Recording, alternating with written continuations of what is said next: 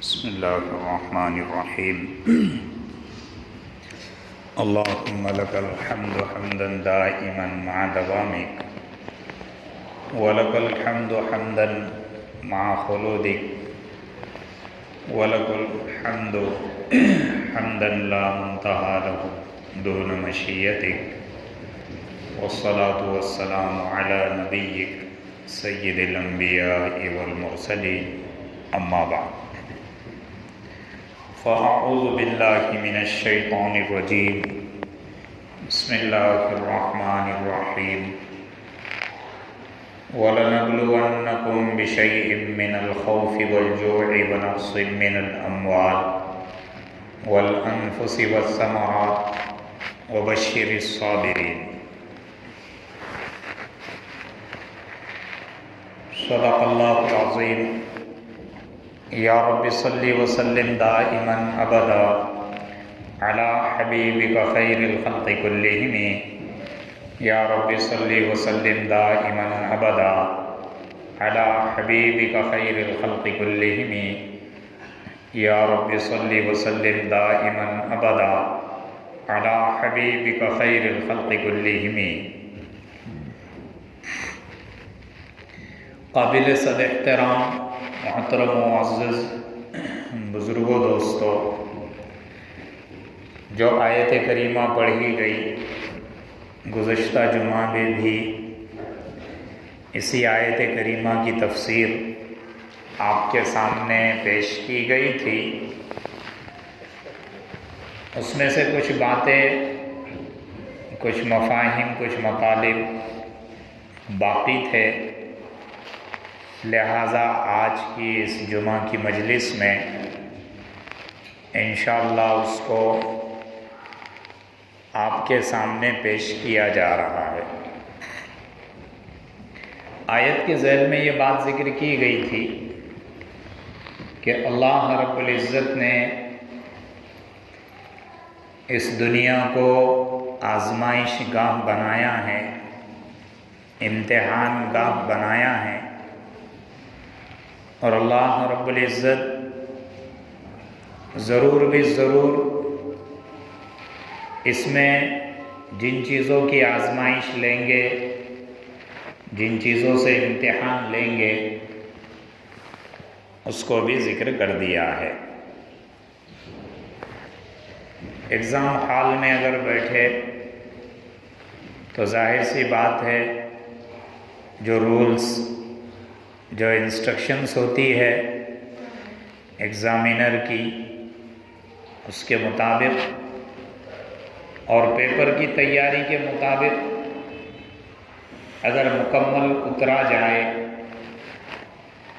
تو اس میں کامیاب بھی ہوتے ہیں، اگر اس کے خلاف کام کیا جائے یا سوال کے مطابق جواب نہ دیا جائے تو پھر ناکامی ہاتھ لگتی ہے۔ تو امتحان میں کامیاب ہو کر بہت سے پاسرز اور کامیاب بنتے ہیں، اور بہت سے ناکام اور فیلئر بنتے ہیں۔ اللہ رب العزت نے جو آزمائشیں، جو امتحانات کی باتیں ذکر کی، اس میں کامیاب ہونے والوں کو صابرین سے خطاب کیا، تو یہ کامیاب لوگ ہیں۔ آیت کے ذیل میں جو بات ذکر کی گئی تھی کہ جن چیزوں کا ذکر اللہ رب العزت نے آیت میں کیا ہے، امام شافعی رحمۃ اللہ علیہ کے قول کے مطابق اس کی تفسیر کی جا رہی تھی۔ مفسرین کے دیگر اقوال بھی ہے، بہت ساری باتیں اور چیزیں بھی ہے، لیکن امام شافعی رحمۃ اللہ علیہ نے جو مراد لیا ہے اس کے تحت بات ذکر کی جا رہی تھی۔ آیت میں 5 چیزوں کا امتحان ہے کہ اللہ رب العزت آزمائیں گے، امتحان لیں گے۔ اس میں سے سب سے پہلی چیز خوف۔ خوف کے تعلق سے گزشتہ جمعہ میں بات آئی ہے کہ خوف سے مراد امام شافعی رحمۃ اللہ علیہ کے نزدیک آخرت کا خوف، اور اللہ کا خوف ہے۔ آخرت کا خوف اور اللہ کے خوف کے تحت صحابہ رضی اللہ عنہم کے واقعات یا آپ کے سامنے بیان کیے گئے کہ صحابہ کے اندر آخرت کا خوف کس حد تک تھا۔ تقریباً 5-7 صحابہ کے واقعات آئے تھے، تفصیل سے بات آئی تھی۔ 1-2 واقعات اور مثال کے طور پہ آپ کو سناتا ہوں کہ صحابہ کی اصل زندگی کن چیزوں سے لبریز تھی۔ سب سے زیادہ صحابہ کو آخرت کی فکر تھی اور اللہ رب العزت کا خوف تھا۔ وفی الآخرۃ ہم یوقنون کے اندر اللہ رب العزت نے صحابہ کی تعریف کی ہے، وصف خاص کو ذکر کیا ہے کہ آخرت کے بارے میں صحابہ بہت زیادہ متفکر تھے، بہت زیادہ متفکر ہے۔ اسی طریقے سے اللہ کا خوف بھی بہت زیادہ تھا۔ ایک صحابی نے اللہ سے دعا کر دی کہ اللہ اگر آخرت میں میرے لیے کوئی سزا اور عذاب ہے تو اس کو آخرت میں نہ دے، دنیا میں ہی دے دے۔ یہ دعا کر لی۔ یہ مارے خوف کے، اللہ کا خوف، اللہ کے سامنے کھڑے ہونے کا ڈر، جہنم کا خوف، آخرت کا خوف، اس لیے دعا کر دی۔ اب وہ صحابی بیمار ہو گئے اور سوکھ کر لکڑی کی طرح، ٹنٹیلی کی طرح باریک ہو گئے۔ یہ خوف تھا آخرت کا صحابہ پہ کہ اللہ کے سامنے کھڑے ہونا ہے، اللہ کو حساب کتاب دینا ہے۔ اللہ کے رسول صلی اللہ علیہ وسلم سے ملاقات ہوئی تو اللہ کے رسول صلی اللہ علیہ وسلم نے فرمایا کہ تمہیں کیا ہو گیا؟ چند دن پہلے میں نے تمہیں دیکھا، اچھے ماشاءاللہ تھے، صحت یاب تھے، اور ابھی لکڑی کی طرح سوکھ چکے ہو۔ وہ صحابی نے فرمایا کہ میں نے آخرت کے خوف میں، اللہ کے سامنے کھڑے ہونے کے ڈر میں ایسی دعا کر دی کہ اللہ مجھے آخرت میں عذاب نہ دے، جو کچھ دینا ہے دنیا میں دے دے۔ اللہ کے رسول صلی اللہ علیہ وسلم نے فرمایا یہ کیسی دعا ہو گئی؟ تم اللہ سے ایسی دعا کیوں مانگ رہے ہو؟ بلکہ اللہ سے یہ دعا کرو، اللہم آتنا فی الدنیا حسنہ وفی الآخرۃ حسنہ، کہ اللہ مجھے دنیا آخرت کی بہتری عطا فرما۔ کہ یہ دعائیں مانگنے کی نہیں ہیں۔ کہنے کا مطلب یہ ہے کہ خوف کتنا، آخرت کا خوف، کہ دنیا کی آگ برداشت ہے لیکن آخرت اور جہنم کی ایک چنگاری بھی برداشت نہیں۔ دنیا کی ساری مصیبتیں برداشت ہے لیکن آخرت کی ہلکی سی ایک مصیبت بھی برداشت نہیں ہے۔ حضرت ابو دجانہ رضی اللہ تعالی عنہ فجر کی نماز میں آ جاتے، اللہ کے رسول سلام پھیرتے، فوراً نکل کر چلے جاتے۔ حضرت ابو دجانہ، جیسے ہوتا ہے عموماً کہ کچھ لوگوں کی مجبوریاں ہوتی ہے تو اٹھ کر چلے جاتے ہیں، کچھ لوگ مجبوری میں اٹھ کر چلے جاتے ہیں، کچھ لوگ اس لیے اٹھ کے چلے جاتے ہیں کہ فرض نمازوں کے بعد دعا کہاں سے ثابت ہے؟ یہ ایک نیا حلہ، یہ ایک نئے ایجادات، نئی چیزیں، کہ یہ کہاں سے ثابت ہے؟ تو کچھ لوگ ایسے ہی اٹھ کے چلے جاتے ہیں۔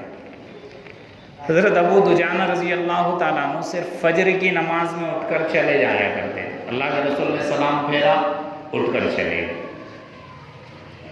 اللہ کے رسول نے دیکھا، 1 مرتبہ دیکھا، 2 مرتبہ دیکھا، تیسری مرتبہ کہا کہ ابو دجانہ اللہ سے مانگنے کا دل نہیں کرتا؟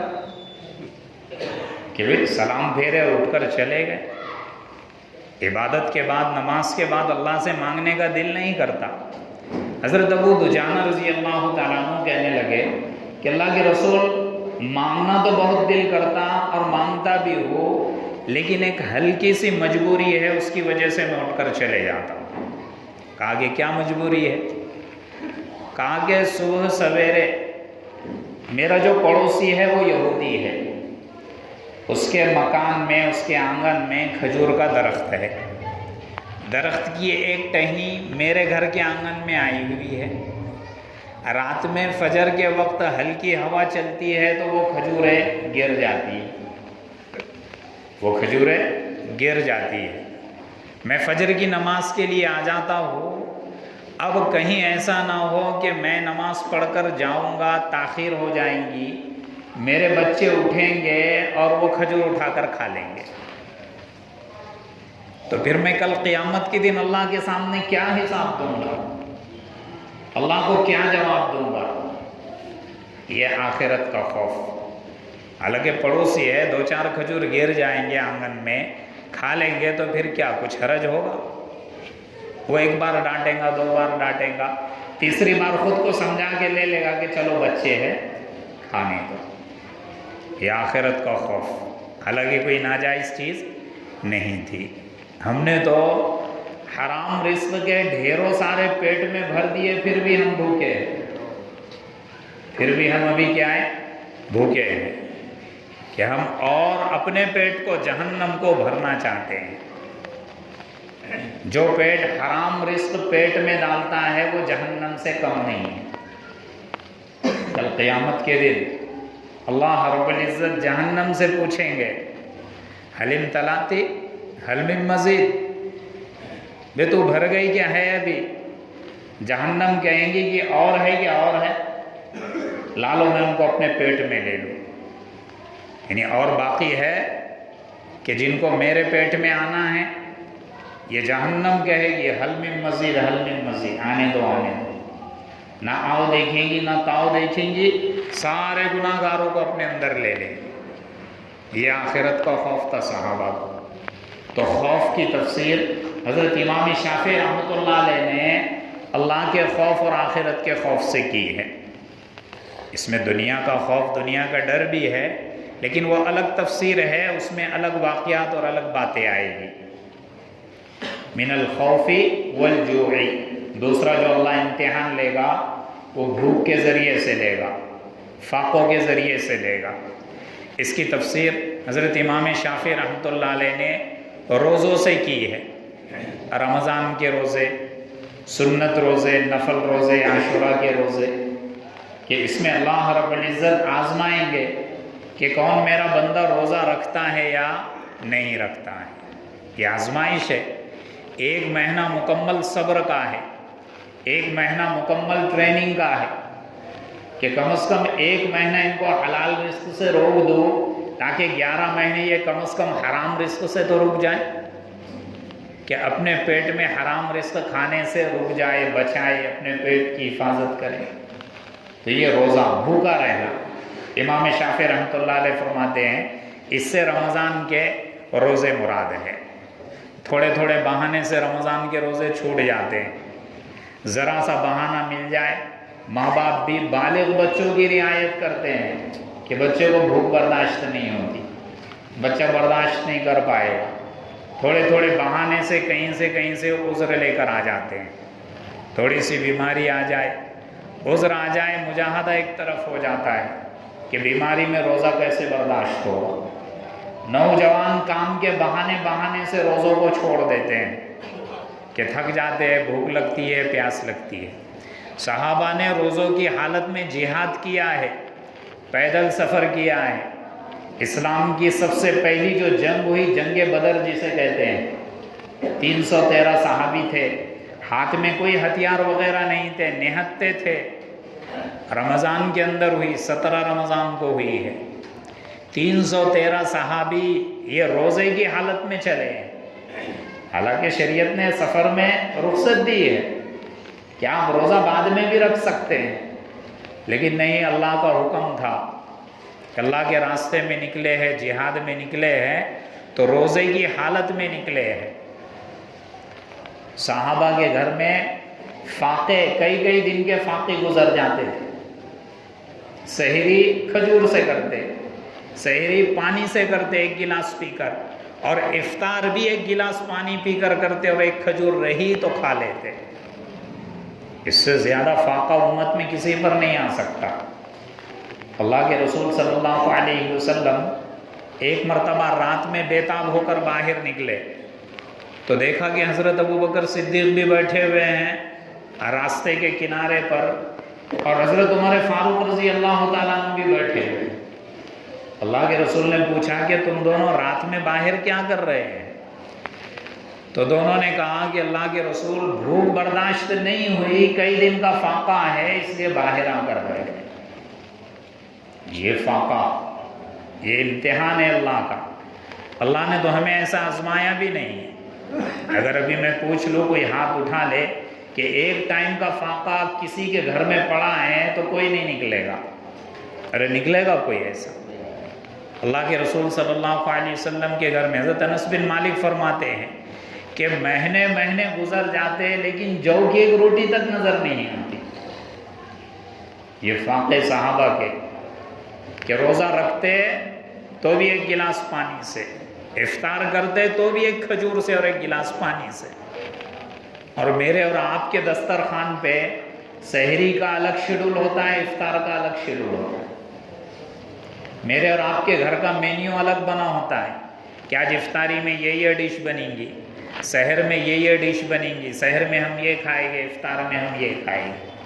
ساری نعمتیں صحابہ کی قربانیوں کی بدولت اللہ نے مجھے اور آپ کو دے رکھی ہے، لیکن بہانے سے ہم روزے کو بہانوں کی نظر کر دیتے ہیں۔ یہ اللہ بھوک کے ذریعے سے آزمائیں گا، آزمائش آئیں گی، ضرور بھی ضرور آئے گی۔ کوئی بندہ ایسا نہیں بچے گا کہ جس پر آزمائش نہ آئے۔ بس کام میرا اور آپ کا صبر کا ہے۔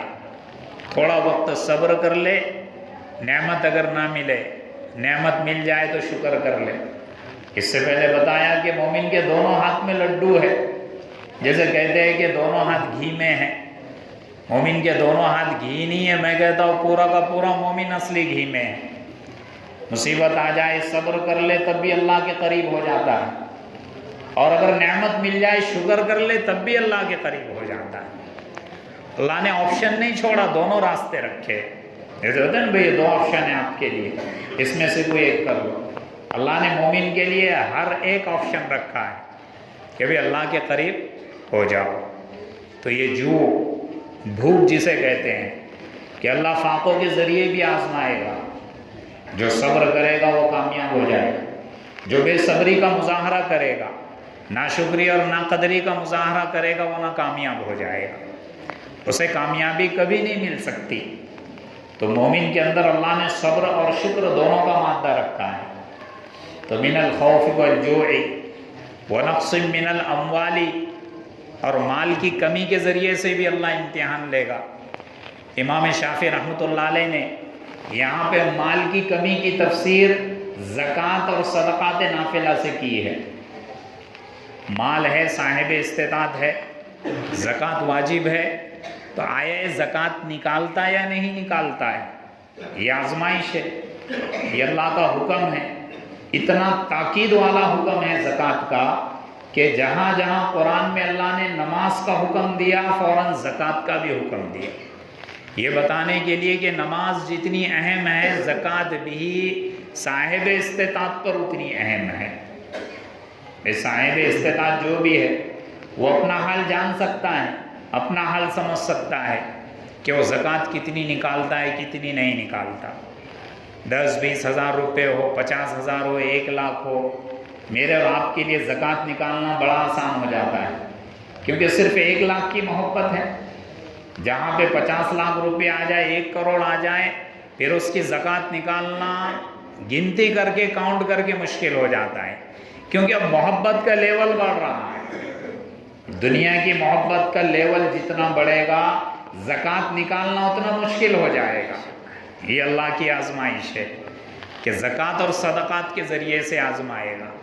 1 لاکھ میں تو میں گن گن کے نکالوں گا زکوٰۃ، 10 بار مفتی صاحب کو فون کروں گا، اس کی زکوٰۃ کتنی نکلتی، اس کی کتنی نکلتی۔ 1 کروڑ کے واسطے مفتی صاحب کو فون نہیں آئے گا۔ 1 کروڑ کی اگر جائیداد ہے، مفتی صاحب کو فون نہیں آئے گا کہ اس کی زکوٰۃ کتنی نکلے گی۔ تو 1 لاکھ کے واسطے 10 بار فون آ جائے گا۔ یہ اللہ کی آزمائش ہے، کیونکہ معلوم 1 کروڑ ہے، 1 کروڑ ہے، 2.5 لاکھ زکوٰۃ نکالنا ہے، کس کو دو؟ پھر کاؤنٹنگ بھی نہیں کرے گا، جو آیا کہا کہ مٹھی مچھ کے دے رہا ہوں۔ ایسا سمجھتا ہے کہ پوری زکوٰۃ نکال دیا اور اس سے زیادہ نکال، خود کو سہلاتا ہے، خود کو بولتا ہے کہ میں نے بہت نکال دی، میں نے بہت نکال دی، پھر خود کے دل کو یہ جتلاتا ہے کہ مجھے سب مسائل معلوم ہے، اس کو کیا پوچھنے کا، اس سے کیا مسئلہ دریافت کرنے کا۔ یہ اللہ کی آزمائش ہے، اللہ کا امتحان ہے۔ دنیا میں ایسے لوگ بھی ہیں کہ ان کی زکوٰۃ 1-1 کروڑ نکلتی ہے، لیکن 2 لاکھ نکال کے یہ سمجھتے کہ ہم نے پوری زکوٰۃ نکال دی۔ کل قیامت کے دن اگر زکوٰۃ کا ایک پیسہ بھی باقی رہے گا، اس کو اژدہا کی شکل میں بنا کے گلے میں ٹانگ دیا جائے گا، وہ گلے میں لپیٹ لے گا اور پھن بنا کر منہ کے سامنے لا لے گا اور ڈستا رہے گا، کہے گا میں تیرا مال ہوں، میں تیری زکوٰۃ ہوں، میں تیرا مال ہوں، میں تیری زکوٰۃ ہوں۔ یہ حدیث میں ذکر کیا، اور آیت میں یہ ذکر کیا کہ اس زکوٰۃ کے مال سے مکوا، جیسے پریس ہوتی ہے نا استری جو کپڑوں کی کرتے ہیں، اسے مکوا اسی لیے کہتے ہیں کہ اس سے کپڑوں کو چٹکے دیے جاتے، تب جا کے کپڑا پریس اور استری ہوتا ہے۔ تو مکوا، اس نے جو زکوٰۃ نہیں نکالی اس کا وہ بنایا جائے گا، جہنم میں اس کو تپایا جائے گا اور پھر اس کو چٹکے دیے جائے گے۔ کبھی پیشانی پہ چٹکے دے گے، کیوں؟ کبھی ناک پہ چٹکے دے گے، یہ پیشانی اور ناک عزت کا مسئلہ تھا، اسی کی وجہ سے اس نے زکوٰۃ نہیں نکالی۔ کبھی پہلوؤں کو چٹکے دیے جائیں گے، جیب یہاں تھے، پیسوں کو یہاں چھپا کے رکھتا تھا، پیسوں کا بیگ بغل میں لے جاتا تھا چھپا چھپا کے، چٹکے وہاں دیے جائیں گے۔ وجباہم وظہورہم، پیٹھ پہ ریڑھ کی ہڈیوں پہ چٹکے دیے جائیں گے۔ یہ اس صورت میں جبکہ زکوٰۃ نہ نکالے۔ صدقات نافلہ، بے صلہ رحمی کرنا ہے، رشتہ داروں کو سخت ضرورت ہے، یہ کر سکتا ہے، یہ دے سکتا ہے رشتہ داروں کو، لیکن مال کی محبت میں اس کو چھپا کر دبا کے رکھ دیا۔ یہ صدقات نافلہ، یہ آزمائش ہے۔ نقص من الاموال، ڈر رہا ہے مال کم ہو جائے گا۔ زکوٰۃ سے مال کم نہیں ہوتا، صدقات سے مال کم نہیں ہوتا۔ زکوٰۃ نکالنے والا، صدقات دینے والا، یہ تو اللہ کا بزنس پارٹنر بن جاتا ہے۔ اللہ سے بہتر بزنس پارٹنر کوئی ہو سکتا ہے؟ دنیا کا بزنس پارٹنر دھوکہ دے سکتا ہے، سگا بھائی بزنس پارٹنر ہو مال کو دیکھ کے دھوکہ دے سکتا ہے، لیکن اللہ ایسا بزنس پارٹنر ہے کہ دھوکے کا کوئی شائبہ اور شک ہی پیدا نہیں ہو سکتا۔ حضرت موسیٰ علیہ السلام کوہ طور پہ جانے لگے، ایک شخص ملا کہ اللہ سے دعا کرو کہ مجھے کچھ غلہ اناج مل جائے۔ حضرت موسیٰ علیہ السلام نے تھوڑی دیر کے لیے سوچا کہ یہ مانگ بھی کیا رہا ہے، اناج غلہ، ایک عادت ہے نا، تاکہ دعا کرو، اللہ سے کہو کوہ طور پہ جا کر۔ حضرت موسیٰ گئے، اللہ سے بات کی، فلاں آپ کا بندہ ہے، وہ کہہ رہا ہے اس طریقے سے۔ اللہ نے کہا کہ ٹھیک ہے، جاؤ، وہاں پہ ایک بوری وہ دے گا، بوری اس کو دے دو، لے جا اناج کی ایک بوری لے جا کر حضرت موسیٰ نے دے دی۔ وقت گزرتا گیا، 4-6 مہینے، 1 آدھ سال گزر گئے۔ جب واپس پھر کوہ طور پہ جانے لگے تو دیکھا کہ وہ شخص جس کو ایک بوری تھیلی دی گئی تھی، آج ہزاروں تھیلے اس کے پاس پڑے ہوئے، ہزاروں تھیلے۔ حضرت موسیٰ علیہ السلام پریشان ہو گئے کہ یہ ایک بوری اس کو دیا تھا اور اب یہ خود ہزاروں تھیلیاں تقسیم کر رہا ہے غریبوں۔ اللہ رب العزت سے کوہ طور پہ جانے کے بعد پوچھ لیا کہ یہ کیا ماجرا ہے؟ وہ ایک تھیلے کے لیے محتاج تھا، آج محتاجوں کو ہزاروں تھیلے تقسیم کر رہا ہے۔ اللہ رب العزت نے فرمایا کہ اے موسیٰ، اس نے میرے ساتھ بزنس ڈیل کر دی۔ میرے ساتھ کیا کر دی؟ تاجر بن گیا وہ میرے ساتھ۔ کہا کیسے تاجر بن گیا؟ آپ کا پارٹنر کیسے بن گیا؟ کہا کہ میرا وعدہ ہے میں 1 کے 10 دیتا ہوں۔ جو ایک تھیلا تو نے اس کو لے جا کر دیا تھا، اس نے وہ ڈائریکٹ غریب کو دے دیا، لا محالہ مجھے 10 دینا پڑا۔ اس نے 1 تھیلا اپنی ضروریات میں رکھا، 9 تھیلے غریبوں میں تقسیم کر دیا، مجھے 90 دینا پڑا۔ 1 رکھا، وہ 90 اس نے دے دیا، پھر مجھے اس کا 10 پٹ کر کے دینا پڑا۔ اس نے آج تک میرے ساتھ بزنس ڈیل شروع کر دی، میں اسے دوں گا نہیں تو کسے دوں گا؟ یہ صدقات سے مال کم نہیں ہوتے۔ گھبراؤ نہ، ڈرو مت، اللہ کی نسبت پہ لگاؤ، اللہ کے لیے لگاؤ۔ صحابہ رضی اللہ عنہم، کائنات کا سب سے مال اللہ کی نسبت پہ جن کا لگا ہے وہ صحابہ ہیں۔ 100% کماتے تھے، 2% اپنے پاس رکھتے تھے، 98% اللہ کی نسبت پہ خرچ کرتے تھے۔ ان 2% میں بھی اگر ضرورت پیش آ جائے تو خود کی ذات پہ خرچ کرتے تھے، ورنہ وہ بھی اللہ کے لیے خرچ کر دیتے تھے۔ کوئی غریب نہیں ہوتا خرچ کرنے سے، مال کم نہیں ہوتا، مال بڑھتا ہے۔ تو یہ نقص من الاموال، اس کی تفسیر امام شافعی نے صدقات واجب اور نافلہ سے کی ہے۔ پھر جان کی کمی سے اللہ امتحان لے گا، اسی طریقے سے پھلوں کی کمی سے امتحان لے گا۔ جان کی کمی کی تفسیر انہوں نے کی ہے کہ بھئی جانیں چلی جائیں گی بیماری کی وجہ سے، اور ثمرات کی کمی سے انہوں نے اولاد کی کمی مراد لی ہے کہ اولاد کا انتقال ہو جانا، اولاد کا نہ ملنا۔ انشاءاللہ یہ آئندہ جمعہ میں ذکر کیا جائے گا۔ اللہ رب العزت مجھے اور آپ کو عمل کی توفیق عطا فرمائے۔